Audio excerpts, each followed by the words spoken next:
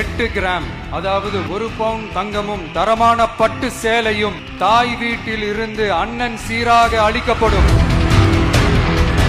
60 வயது வரை உள்ள அனைத்து குடும்ப தலைவிகளுக்கும் மாதம் 2500 ரூபாய்.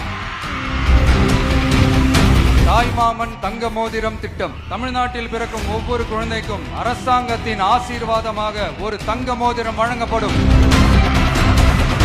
ஒவ்வொரு குடும்பத்திற்கும் வருடத்திற்கு 6 கேஸ் சிலிண்டர்கள்.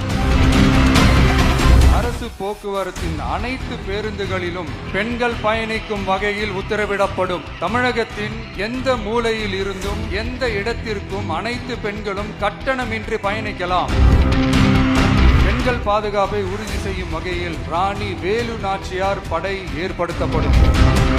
பாடி கேமுடன் ஆங்காங்கே பாதுகாப்பு பணியில் இருப்பார்கள். மாநிலம் முழுவதும் 500 குழுக்கள் அமைக்கப்பட்டு பெண்கள் பாதுகாப்பு உறுதி செய்யப்படும்.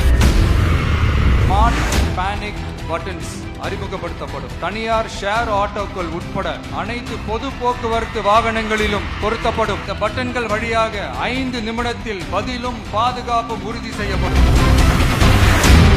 சிசிடிவி கேமராக்களும் விளக்குகளும் வெளிச்சமும் இல்லாத இடங்களே இல்லை என்ற வகையில் 0 டார்க் ஸ்பாட்ஸ் உருவாக்கப்படும்.